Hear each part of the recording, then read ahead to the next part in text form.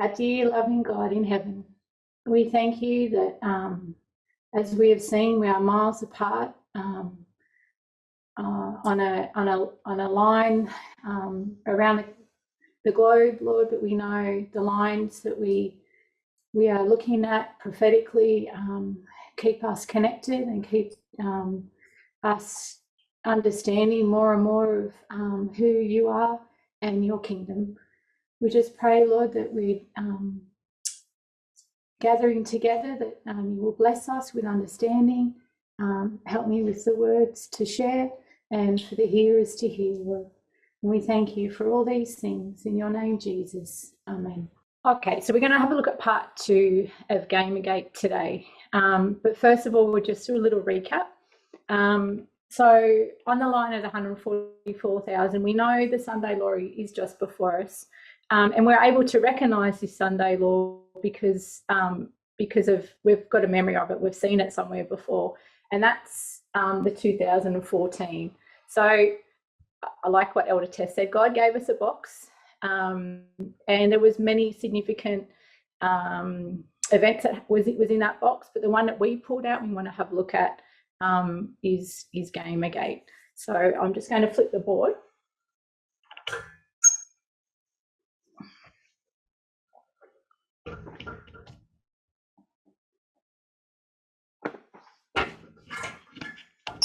All right. So last time we looked at Gamergate, we looked at the victims of Gamergate, and we looked at the abusers of Gamergate. We also had an overview of all the social media that was used through this harassment campaign. So we were looking at Twitter, which we know had this hashtag on it, and this hashtag became a very important tool in this whole campaign. And I call it a campaign, but actually I think it's more of the movement. I'll call it more of a movement that happened. So this actually really connected people in a way that I think it was within 1 month, 1 million people in 1 month had access, retweeted this through Twitter. And that's how fast and hashtag, the power of a hashtag, how quick it can go through. So we looked at Reddit, we looked at the people on Reddit. It's quite atheistic. YouTube, we know 4chan and 8chan, how they're quite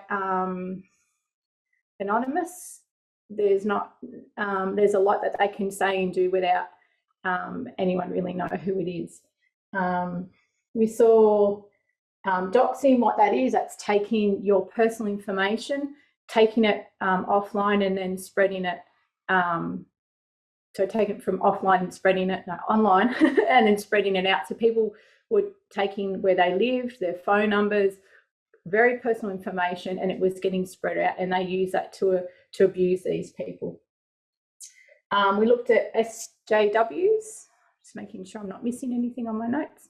And we read what an SJW was from Wikipedia, and we saw that it used to be used in quite a positive term, but because of Gamergate, it's changed. And it's changed because these people, when they're challenged by somebody about what their behaviour is like, they use this SJW as a slur. So they've and it's become now in a negative light. We saw the gaming industry. It's a $300 billion industry. It's bigger than the movie world and the video world, and I forgot what it was. Movies and video world in one. And we saw that there's 3.24 billion players globally. So it's a very, very, very big industry. But we're not talking about video games today. We're talking about the people and their worldviews and what links them together. And this is through the gaming world. And what we've seen so far is we know sexism, more and more we're seeing sexism is in every fabric of society. It really is a global issue, and we see it in the gaming world also. So just quickly, just to recap the people, just to maybe you haven't seen the first one. So we'll just quickly go through Zoe. So Zoe's a games developer, and she's created a different kind of game.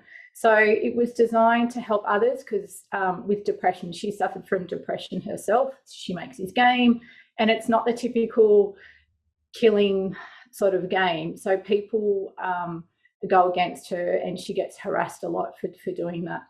Anita Sarkeesian, she's a media critic, and she's a founder of Feminist Frequency, it's called. She actually makes a whole lot of YouTube videos challenging the sexism in the video industry, the characters that are played, and how she challenges that. But she does it in a very an amazing way that she does it. Brianna Wu, she's also a games developer. So I'm just going to jump over to talk about how it started really quickly. We saw, so we'll just quickly work through down these as well so we can make the connections. So Aaron Droney, he's a 24-year-old games developer as well. And he wrote a post, he called it the Zoe post, and it was a very one-sided script about Aaron's and Zoe's relationship. And the story goes that she'd slept with somebody, a game journalist, so she could receive good reviews of her game Depression Quest. All these were found to be false, they're not true, but that didn't stop people from believing it. And he knew where to post it, so he posted it on 4chan, and he used World Press as well. So, and he put it purposely on 4chan because when she first put her Depression Quest video out, that's where the harassment first came. So he knew if he put it on there that she's been harassed before and it's going to work what he wanted to do. He knew that it would cause the most damage to her. And all this is occurring, it's occurring when there's an ongoing debate within the gaming world about the ethics of gaming between those, the game developers and the game journalists. So, and they're also saying that there's this left-leaning gaming press that's obsessing over feminism and the place of women in the industry. So now these Gamergaters have got proof that this is happening, about the ethics in the gaming industry and how corrupt it is. And so now they feel like they have the freedom to harass Zoe as well. So Aaron claims that he can do all this because he can say all these things because he's protected on the First Amendment. He's got free speech. He has the freedom to say whatever he wants to say. Adam Baldwin, he puts out from Twitter, he puts a post out that has 2 videos on it, and those 2 videos were made to show what Zoe was doing. And on that tweet, so on that message, he actually coins Gamergate as the hashtag. So he puts this hashtag, so these words, on his Twitter post, and then he sends it out. What we said is within a month, 1 million times that was used. So we're saying this power of the hashtag and how fast and broad a message can go. Adam's an actor and a voice character on video games. He's very against SJWs down here. And he claims that he's a small government conservative libertarian. So we think of small government, just simply put, I'm not going to go into it, but less government interference, more freedom. Libertarian, the freedom to say, do and think what you want. So Milo Yiannopoulos, he's working for a very conservative news site called Breitbart, and he jumps on board the movement. And it was only a few weeks after this Zoe post is launched that he gets on board, and he writes a full article called Feminist Bullies Are Tearing the Video Game Industry Apart. Milo is a British far-right, alt-right political commentator. He's a public speaker and a writer. His speeches are always around controversial things. He ridicules Islam, feminism, social justice, and political correctness. And he's also a free speech advocate. We've got Mike. He's caught up on the harassment wave and offers support to Erin. He's facing legal action from Zoe, and he wants to help Erin to defend his rights to free speech. So he becomes a Gamergate force also. Mike is a huge men's rights activist. He writes books, he teaches, and like I said before, the content I'm just not comfortable sharing, but he says things like there's no such thing as date rape. He's a writer and he's a part-time lawyer, and he was a really big drive in 2016 in the elections, before the elections, about Pizzagate. I'm sure you've heard Elder Testy talked about this time period very extensively, and it had a lot to do with that, as well as info wars with Alex Jones and massive conspiracy theorists. So you've got all these people pushing against Hillary Clinton. He's also claims to be a free speech advocate. So one thing, and I'm not sure if you see that when I read all these posts and articles, and even in my own life experience, and you may have experienced something along these lines too, I see the abusers, when they're challenged for their behaviour, what they're doing, they flip it. They flip the narrative, and they say that they actually are the real victims. So Erin, for instance, he's in a pretty messed up relationship. Most people walk away and forget about it, but he doesn't. He throws it all around and says that he's a victim. And he's in the Zoe post, he claims that he's the one being abused. And he also claims that his First Amendment right, is being taken away from him, because Zoe, she's claiming the only thing that she can get through the courts is abusive prevention order. And what happens, he's fighting this to saying that he has the right to say he's protected on the First Amendment to say whatever he wants to say because of free speech. So he's saying, I'm the victim because you're trying to silence me with a court order. The fact is, this court order brings a lot of harassment to Zoe. Erin crowdfunds, he gets money together, and the supporters are giving him money, giving him support, harassing her more through this whole thing, and she ends up dropping the case. It's too much because now her family are being harassed, and she said, that's it, I can't, it's gone too far. So she drops the case. Adam claims to be a victim. Oh, sorry, we've done Adam. No, we're short on Adam, sorry. That's right, Adam. So he claims a victim because a big government is set up to control his freedoms, and his responses to the SJWs when he's challenged is he's feeling bullied by them. So Milo, he's just the title of his article, Feminist Bullies Tearing the Video Industry Apart. But in actual fact, if you look, in your web browser, when you see the address written on a website, if you look actually in that web browser, this is what it says. It says, lying, greedy, promiscuous feminist bullies are tearing the video game industry apart. He says, the more you learn about the latest scandals in the games industry, the more you start to sympathise with a frustrated male stereotype, because an army of psychopathic feminist programmers and campaigners, beat by achingly political correct American tech bloggers, are terrorising the entire community, lying, bullying, and manipulating their way around the internet for profit and attention. The whole article, when you read it, it's very driven from an anti-feminist, anti-SJW perspective. And he's pretty much wraps it all up to say it's her fault, it's Zoe's fault for the supposed harassment because she had sex with somebody.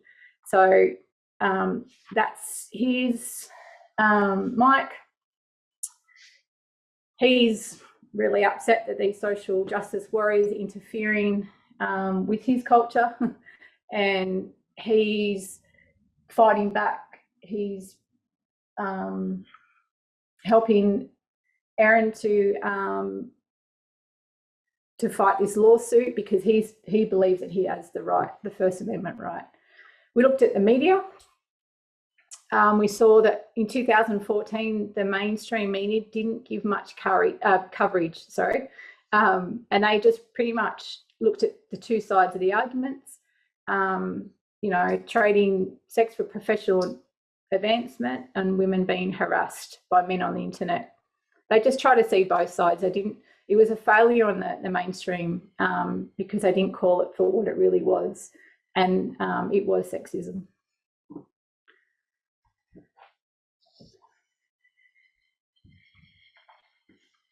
So we're here because we want to understand prophetically what all this means, don't we? So what I might do is I might flip the board. So that's just a recap of how Gamergate began and where is it heading. So what we want to do is go from 2014, and what we want to do is we want to stop at 2016. My board's not very big, so I'm just putting it. I hope you can see that. We did just talk about the mainstream media not taking note of really what was happening in 2014.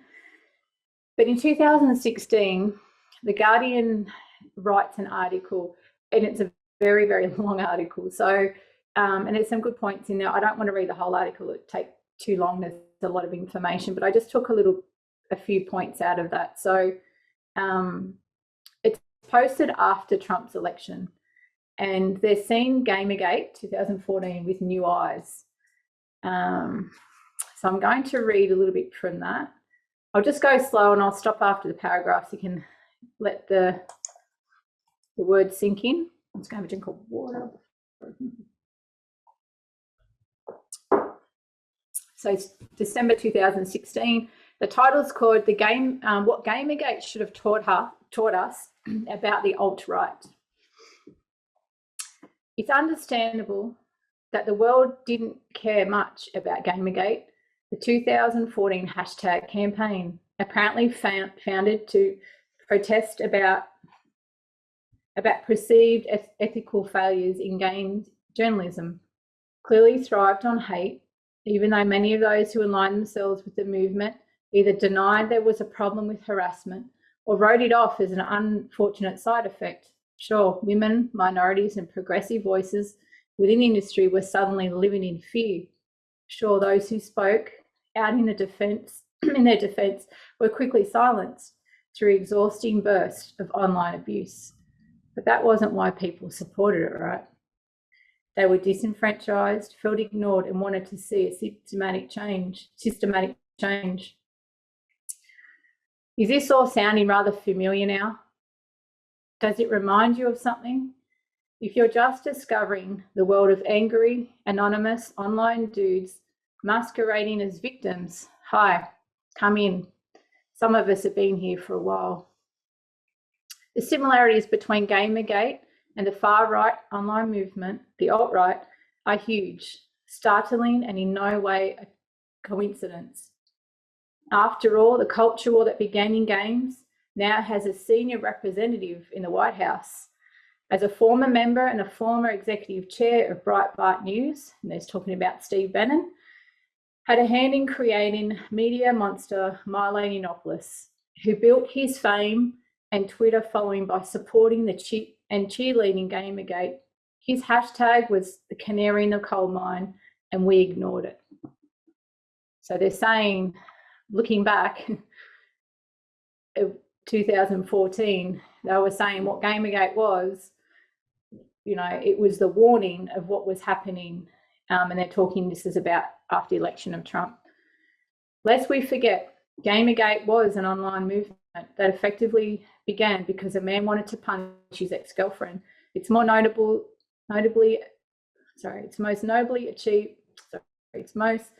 achievement was harassing a large number of progressive figures, mostly women, to the point where they felt unsafe or considering leaving.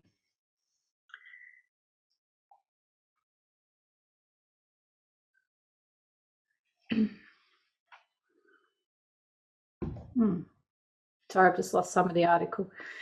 Okay, so it's not there, but what I'll just quickly say is that they go through the list. I'm not sure why that's not there. They go through the list of people that we've just spoke about. There's a little bit here. So I won't sort of go into that too much. So there's another lady who, she's a prominent tech culture writer. Her name's Lee Alexander. And she wrote an article, and it was on the tyranny of game culture, and she offered a stark warning that still resonates powerfully. It says, when you decline to create or to curate a culture in your spaces, you are responsible for what spawns in the vacuum. So the way I kind of read that is, if people choose not to address certain issues, say in your institutions, in your workplace, in this case, sexism in the games, then you're responsible for the negativity that flourishes from there. That's why they're trying to address sexism. If it's not addressed, this is what happens. Many had embraced Gamergate because they felt it wholly matched their ideas, and yet, quite consistently, no one in the movement was willing to be associated with the abuse being carried out in its name. Prominent supporters on Twitter, subreddits, and on forums like 8chan developed a range of subtle rhetorical devices and defences. So they did this to distance themselves from the threats to women and minorities in history. So they would kind of say, well, the targets, they're lying or they're exaggerating. They're all just too precious. And the language is a language of dismissal and belittlement. And this was formed against them. And even if the abuse was proven, the usual response was the people on their side were being abused too. So we saw that the victims, how they flipped the narrative. These techniques forged in Gamergate have become the standard tool set of far-right voices online. So they're all starting to see the connection, what's coming through from Gamergate. In 2016, new wave conservative media outlets like Breitbart have gained trust with their audience by painting traditional news sources as snooty and aloof. In 2014, video game YouTube stars seeking to appear in touch with online gaming communities, proclaiming that traditional old media sources were corrupt. So some things that come out of YouTube, people just follow because they're thinking that, you know, the media are covering the media who are covering certain things are all corrupt. So they go to people that have no education in, you know, in media. They just promote self-promotion, I guess. But people listen to them because it appeals to their ideals. Everything we're seeing now, this is important, I guess. Everything we've seen now had its precedence 2 years ago. So they're saying everything in 2016 was happening now, had its precedence in 2014. So now they're just starting to see that connection. The stark parallels between Gamergate and the political atmosphere of 2016 may come as a surprise, but it shouldn't. Both saw their impact and reached amplified by self-interest parties who underplay the obvious nastiness they were also promoting. With 2014 Gamergate, Breitbart seized the opportunity to harness the pre-existing ignorance and anger among disinfected young white dudes. With Trump's movement in 2016, the outlet was effectively running his campaign. All right, so just a little bit more to go. We're going to see how the recruitment, how this happens. The young men converted via 2014 Gamergate are being more widely courted now by leveraging distrust and resentment towards women, minorities, and progressives. Many of Gamergate's most prominent video voice characters, like Mike Shinovich, Adam Baldwin, and Milo Yiannopoulos, as we've seen, drew power and influence from its chaos. These figures gave Gamergate a new sense of direction, generalising the rhetoric. This was now a wider war between social justice warriors and everyday, normal, decent people. That's the way they saw themselves. Games were simply the tip of the iceberg. Progressive values, went the argument, were destroying everything. They saw the culture they considered theirs being ripped away from them. In their zero-sum mindset, they read growing artistic equality as a threat. So they saw gender equality as a threat. Some more water. For a long time, we didn't take these characters seriously. This is from the new article, the writer. Breitbart's Milo Yiannopoulos, in particular, seemed such a desperate opportunist. We never predicted his rise to prominence. Having explicitly stereotyped gamers in the past, so when you stereotype somebody, they're saying this is what we used to think gamers were: overweight and embarrassing. A disgraced journalist, this is Milo, and an entrepreneur who had he had a tech site called The Colonel, but he's unpaid he hasn't paid people's wages, and they're not sure if they're ever going to get paid. So he spent the next few years sprouting sincere, hateful ideas to his flourishing Twitter account audience, who responded to his anti-feminism, anti-establishment, abusive language.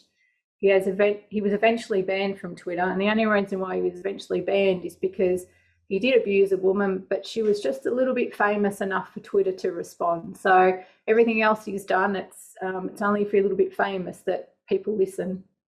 So he's using 4chan to plan their subversions and attacks made Gamergate a terrible, sloppy operation, leaving a trail of evidence that made it quite clear the whole thing was purposefully, painfully nasty. But the video game industry didn't have the spine to react and allowed the movement to coagulate, forming a mass of spiteful disappointment that Breitbart was only more than happy to coddle. Historically, that seems to be Breitbart's trick: strongly represent a single issue in order to earn trust, then gradually indoctrinate to suit a wider purpose. With Gamergate, they purposefully went fishing for anti-feminists. 2016, you have a batch of fresh converts, came from enticing conspiracy theories about the global neoliberal elite secretly controlling the world.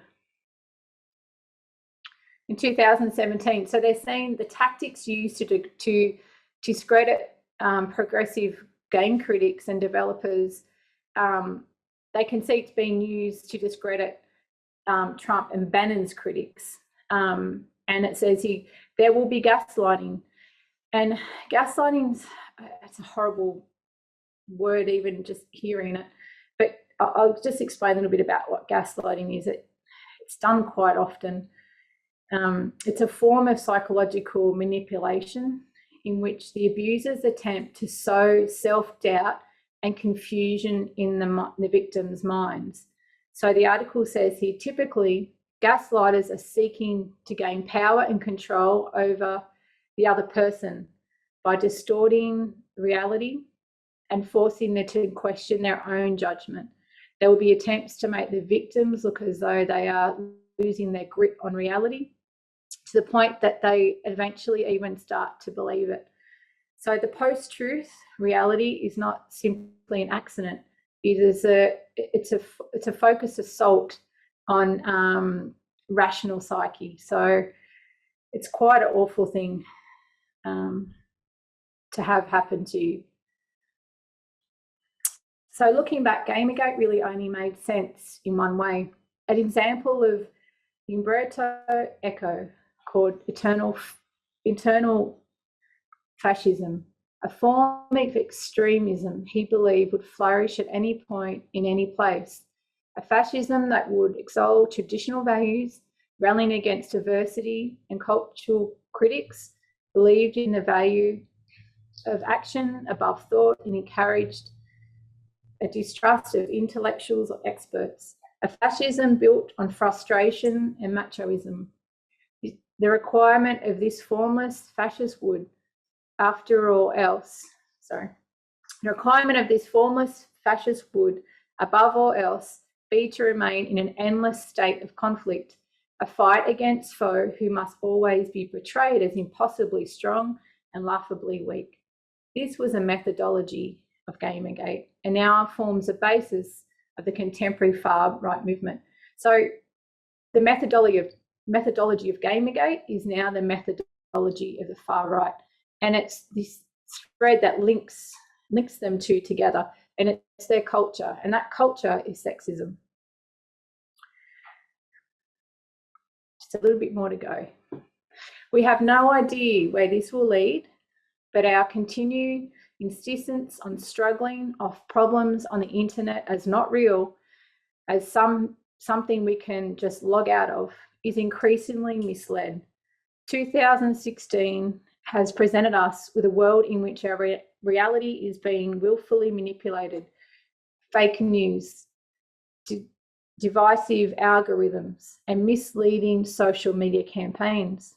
The majority of people who voted for Trump will never take responsibility for his racist, totalitarian policies, but they will provide useful cover and legitimacy for those who demand the very worst from the president-elect. Trump himself may be disavowed, so he's going to deny any responsibility or support for the alt-right, but his rhetoric has led them to feel legitimised. As with Gamergate, the press risked being manipulated into a position where it has to tread respectfully in middle ground, and that doesn't really exist. So prominent critics of Trump's administration need to learn from Gamergate. They need to be prepared for abuse, for falsified concerns, invented grassroots campaigns designed specifically to break, belittle, or disgrace. Words and concepts will be twisted, repacked, and shared across forums, stripping them of their meaning. Gamergate painted critics as censors. The far-right movement claims critics are the real racist. Perhaps the true lessons of Gamergate was the media is culturally unequipped to deal with the forces actively driving these online movements. The situation was horrifying enough 2 years ago. It is many more times dangerous now. You all did very well through that long, that long article. We've been through that on the whiteboard, but it was just good to see that how prophetically they start linking along our line here. So that was a history from The Guardian between 2014 and 2016. And I guess it was good to see how 2014 was constructed in Gamergate, and we see that impact in 2016. So I can see that Gamergate was a deliberate assault, and things in 2016 keeps coming to my mind is Pizzagate, because it seems to be that same coordinated assault as well, because people like Mike and Milo Yiannopoulos, they're in all that. They've joined forces, and the harassment of women in Gamergate helped propel Trump to the presidency by fueling conspiracies like Pizzagate and QAnon. It was an orchestrated operation, Gamergate, to attack and take down feminists, in Gamergate. And Pizzagate was one way to destroy the Democrats and take down Hillary Clinton. It's one way I see. And we know in 2016, we know democracy begins to fall. So it's all connected. I do have a little, another little article, but not to read too much from this one. I just want to show you, and we did read a little bit from this last time, from 2016 to 2021.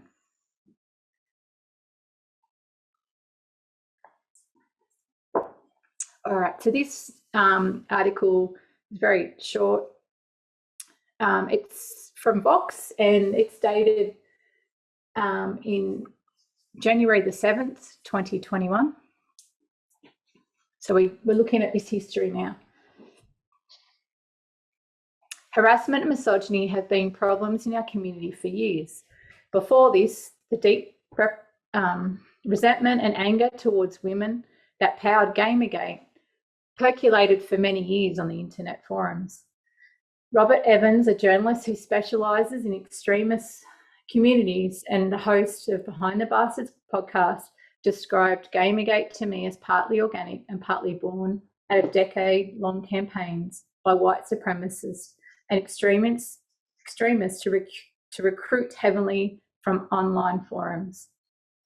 Part of why Gamergate happened in the first place was because you had these people online preaching to these groups of disaffected young men. He said, but what Gamergate had that those previous movements didn't was an organised strategy, made public, cloaking itself in a political movement with a flimsy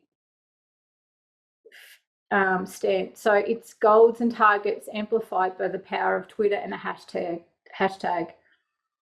Again and again throughout 2014 and afterward, and really well before that, as women in online subcultures withstood years of targeted harassment, many failed to understand and assess what Gamergate was. The media, tech platforms and niche internet communities like 4chan and 8chan, the corporations they easily manipulated and the general public, who seemed to take it as a nebulous online noise. No one properly identified Gamergate as a major turning power point for the internet. So we know 2014 we can see this turning point. The hate campaign, we would later learn, was a moment that our ability to repress toxic communities and write them off as just trolls began to crumble. Gamergate ultimately gave way to something deeper, more violent and more uncontrollable. It's tempting to wonder if we could have stopped Gamergate before it happened, in the years before it coascended it into a systemised movement. Perhaps we could have squashed these kernels of hate with better forum moderation, more serious attention to the problem of misogynistic harassment, and less reliance on long-standing twin internet wisdom of prioritising free speech and starving a troll until they went away.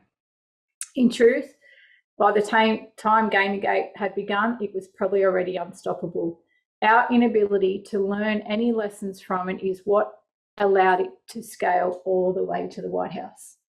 And we need to remember that this article was written a day after the Capitol Hill riots. So they're looking back at 2014 as well. This is from Vox. It has been argued that Gamergate helped elect Donald Trump as US president in 2016 and assisted a right-wing movements. So a writer called Elise Rosenberg called Trump the Gamergate of Republican politics. And that was from the Washington Post. So Trump's strategic Stephen Bannon remarked that through Milo Yiannopoulos, who rose to fame during the controversy as a tech journalist for Breitbart, he had created a generation that came in through Gamergate and then got turned onto politics and Trump. So they're all seeing the connections. just a little bit more. In the wake of the storming of the US Capitol on January the 6th by Trump supporters, bystanders on social media had plenty to say about the root cause and the contributing factors that may have led to this flashpoint. So somebody shared a Twitter post. Her name, Shayna Moon. Shayna Moon is a trans media reporter. And Shayna says on her Twitter account, she posted, and she stated on the January the 6th, so the day it happened, at the US storming of the US Capitol. Seeing some people say this in private to protect themselves, I'll say it out loud. There is a direct line from the Gamergate industry and media's failure in addressing Gamergate to the alt-right wing terrorism we see today, period. And also another, Leona, Gamergate, MRAs, so men's right activists, Trump, Proud Boys, etc., were all canaries in the coal mine, and y'all didn't pay attention or told us we're exaggerating. So that canary in the coal mine, so they're saying this 2014 Gamergate was a warning and nobody listened. And to end, it says, among these was Gamergate, the year-long harassment, which actually was longer than 2014, 2015, but eventually became subsumed into the greater rise of the alt-right movement online. So from Gamergate to the alt-right movement online, several viral threads posted that the far-reaching watershed movement was a critical precursor to everything that took place in Washington, D.C. this week. All right, I'm going to ask a question so I get a break from talking. Can anyone see, is any of this got to do with Christianity? Or please speak or post in the chat. Is anything that we've looked at Gamergate, was it any of this Christian? Yes or a no?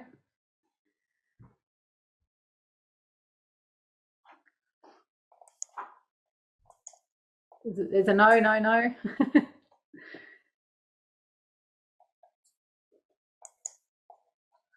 So we know it's no. They're talking about young men on video games, and it's the same kind of faction of the right wing.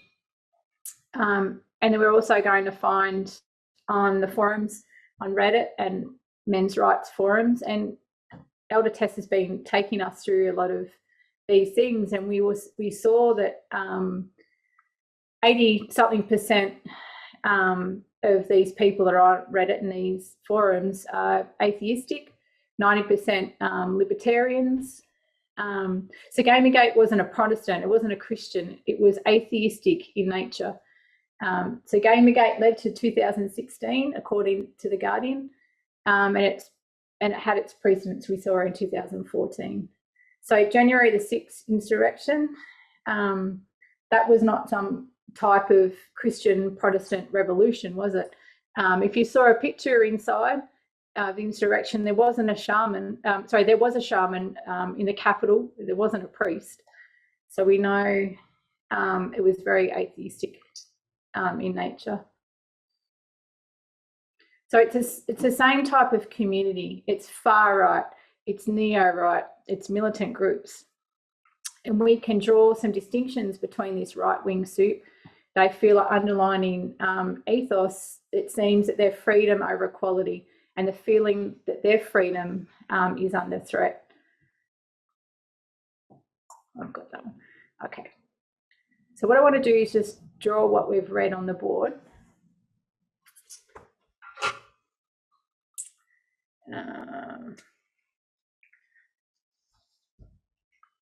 So we have men's rights activists, activism, new atheism, just for room, I'll just write atheism.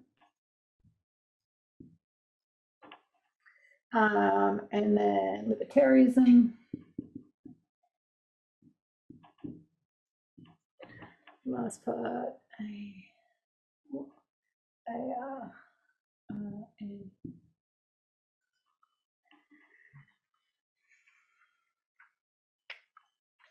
So we know on these forums that, and the people's, most of these people's worldviews come together.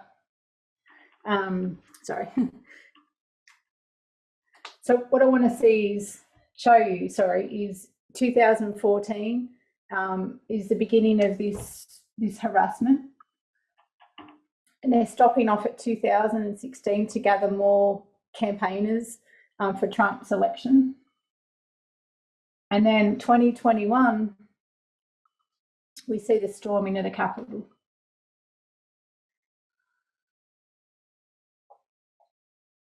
So what I want to show you is, I guess, one of these, I'm going to draw it as a pipeline.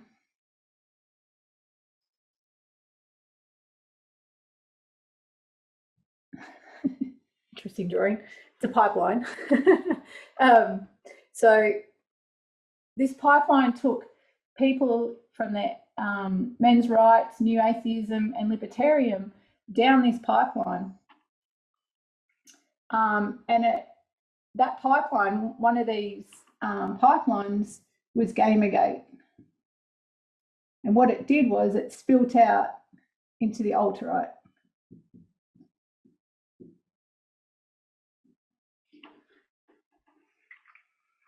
So this pipeline, gathering mainly men, recruiting along the way because of their misogynistic worldviews, and that took them all the way to the alt-right. I actually think it's quite interesting, just the wording, storming of the Capitol.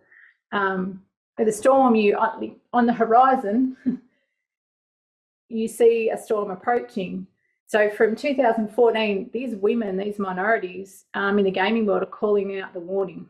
They're saying this is what's happening. The media didn't care because of the sexist society we live in. Nobody's really listening to what they're saying. And the storm is building, and it's headed towards 2016, the election of Trump, and it's getting bigger, and everything that's involved in that election.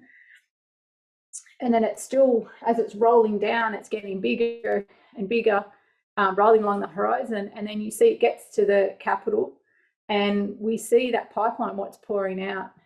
There was I think it was like 2,500 people that forcibly entered the White House, and there was intent of violence. So we can see that this one of these pipelines that take this mindset to the alt-right was Gamergate. So what I have a quick look at now. So how do we see the Sunday law in the context of Gamergate? Well, we've been reading and learning that there is a war. It's a culture war. So you have these young men, and they're seeing their culture is under threat. These aren't old-aged religious ministers. These are young men, and they're saying, don't mess with our culture. Don't change our culture. And we see these young men, and they're fighting for their culture, and their culture is a misogynistic, patriarchal culture. And, you know, Tessa's teaching us that these culture wars, they go deeper than politics, deeper than Christianity, deeper than religion.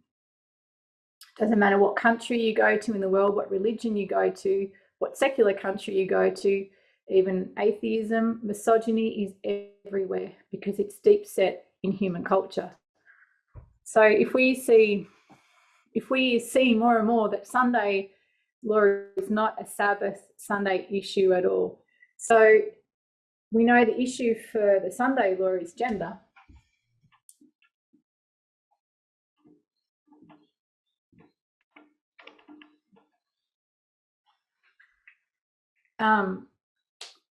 there's two things. There's two components of the Sunday law. There's two parts. So at the same time as gender is a test, it's happening in the context, it's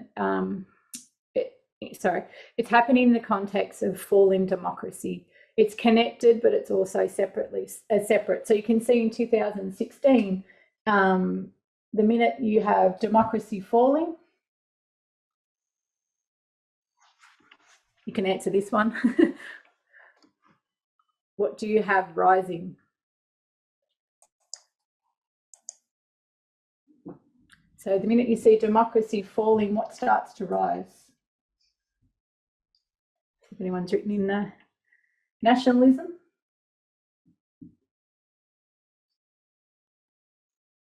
And then when nationalism, what's that right? Oh. National. Is that right? No, that's right. Mm-hmm. That's right. So we see nationalism, and when we see, so when democracy is falling, we see nationalism rising. And then when we see nationalism rising, we see fascism rising. And we see fascism rising, we see, unfortunately, racism rising. So we can't not see this as part of what we're learning about the Sunday law. And God looks at all this complicated history over a massive events, but God puts it in a very simple structure. So these structures help us see what's really happening. The coming Sunday law is not one decision in the Supreme Court that will be just a standalone date with a standalone date, because we know 2014, it's the only one without that singular date. So if we're not going to be shaken by this global Sunday law and what it looks like, we need to familiar ourselves with what really all the events that happened in 2014. 2014 is complicated and complex, but God gives us these simple structures to show us what we need to see in a complicated history. And one of these structures we know is Eden to Eden. Make sure you can see that okay.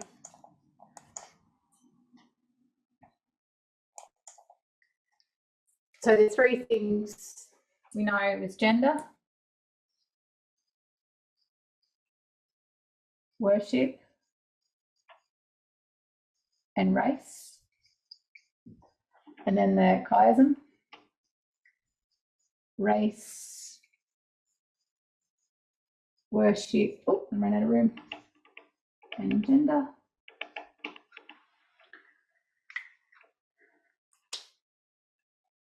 So the global Sunday law is going to be a process of history, just the same, perhaps more extended than we realise.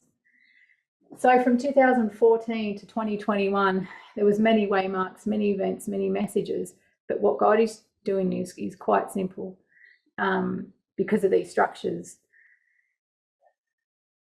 God's wanting to let us know everything ever since 2014. So just to have a look at a couple of little things that we've all been learning. So we know the Sunday law test is gender, but somebody asked, well, what's the cause of the Sunday law? And it was Brendan, I think, asked that question. So we're learning the cause of the Sunday law is culture.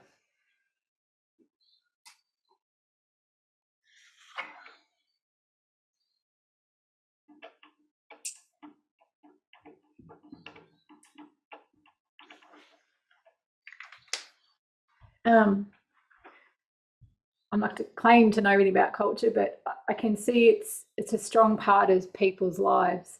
It influences their values, their ideas, their behaviours. It shapes the way we think and act, and it makes a difference in how we view ourselves and others. It affects our values, what we consider right and wrong. This is how the society we live in influences our choices, but our choices can also influence others, and all these things shape our society. So last week, Elder Tess did point out that culture,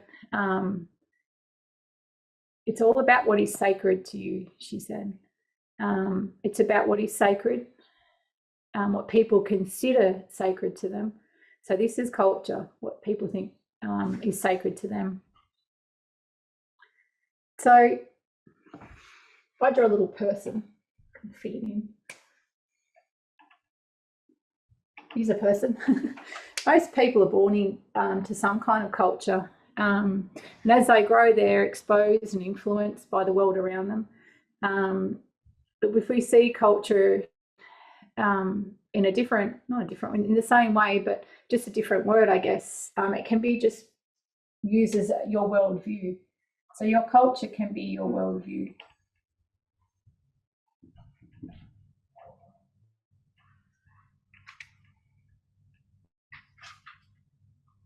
So everything you choose in life is underpinned by your culture. So this is your worldview. So the culture comes first, and then you find areas in society that support that culture, your worldview. Okay. So if we think of a common culture, we've been learning this, a universal human culture, no other issue affects our world as much as gender and gender roles. This impacts us from very early on, and it becomes who we are. So sexism runs deep. It's something you can't just wash off. It's deep inside. It's deep inside society, and it's a worldwide issue. Every country, every island, every continent, every religion, atheism, political, corporations, companies, science, sports, education, technology, in our homes and within ourselves are all affected by sexism. And if you're like me, I always want to know why. Why is so much sexism in the world? And I always go back to the line. So if we look at that structure, that Eden to Eden that God gave us, so the human culture was impacted from the very beginning of what? Of sexism. The issue of gender from the very start of our human experience has weaved through time and affected every fabric of society. That is why at the end of time, down here,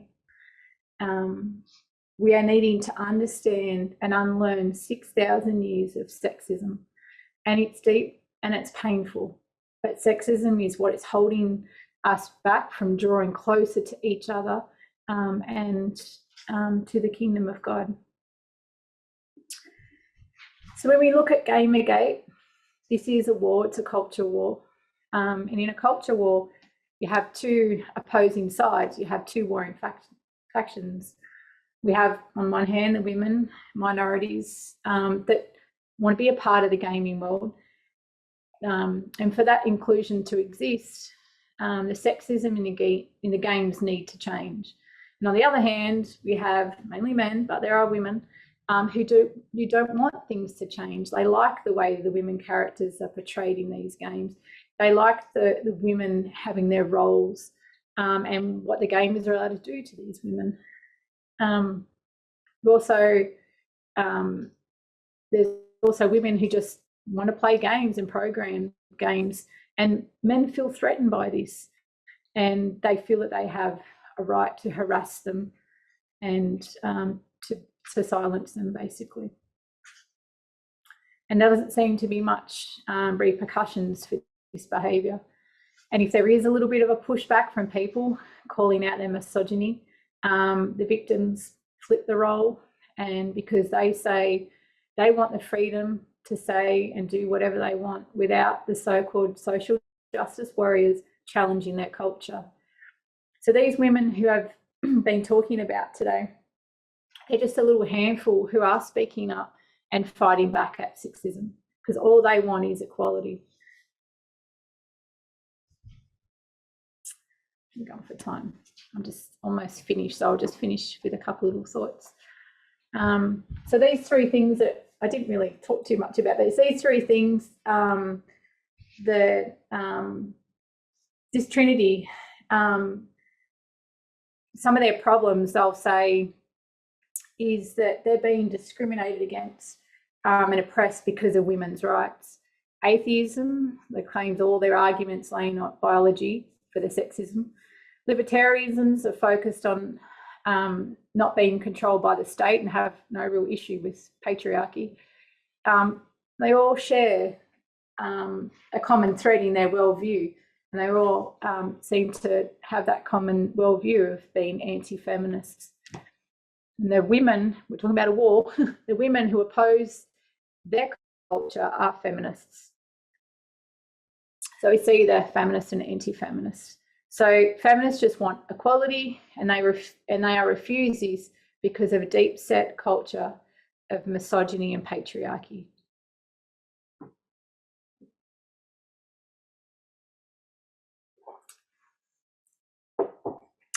I'm just going to finish on a quote that Elder Tess shared. A bit of context, she did say there were some things that she didn't agree with in one ways, but it's just a little bit more of an understanding on culture wars. So I'll just touch on this to end. There's a lot to learn about culture wars, so I'm interested to hear more and understand more. So James Hunter wrote a book called Culture Wars, The Struggle to Control the Family, Art, Education, Law and Politics in America. So James Hunter described what he saw as a dramatic realignment and a polarisation that had transformed American politics and culture.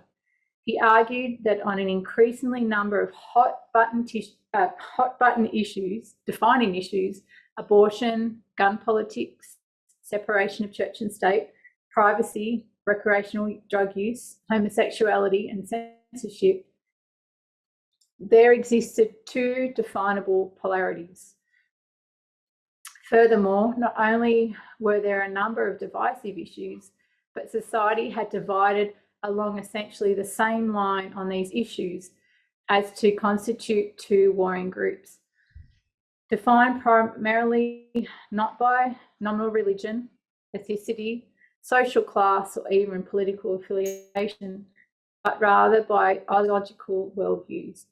So Elder Tess said that what he also identified was in past centuries, this would have been fought over based on someone's religion, like Christianity defending traditional family values through a Protestant lens. But he's saying not so anymore. Now it's not about religion. It's not about ethnicity. It's not about social class. It's not even about what political party you belong to. It's all about your ideological worldview. So Gamergate, their illogical worldview was under threat. And what was that threat? What was threatening their culture was women, gender, and gender roles. And people in these culture wars, I guess they're wanting to preserve their culture. So that's why it becomes a war. So when I listen to people's presentations, I always like to take something away from what I've heard. And sometimes we do focus on all these things that are just happening out there and not really affecting us in some ways. But what we need to do is see all these culture wars and bring them closer to home and see how it relates to the culture within ourselves. One thing that Elder Tess said last week that kind of echoed in my mind for quite a few days, she sort of challenged our thinking about culture wars and culture. And she said, will you choose your culture, what you love and treasure, and hold sacred over the truth of this movement? And it was something that I've pondered, something that I've looked at very carefully, still looking at, and I think it's something for all of us to consider. So that was part 2 of Gamergate. Hope there wasn't too much information. But I'll just maybe we'll have a prayer, and if there's any questions, just ask you to bow or to close in prayer. Our God in heaven, let us consider these things carefully. Let us consider the things that we think and do in our own lives, our own worldviews, the misogyny and sexism that we've been brought up in, and how we need to get rid of. We pray that we will learn more and more and draw closer to one another as we put these things aside, and ultimately draw closer to the kingdom, your kingdom. And we thank you for all our many blessings. We thank you for this wonderful church family. And we just ask for a great blessing on this Sabbath. In your name, Jesus. Amen.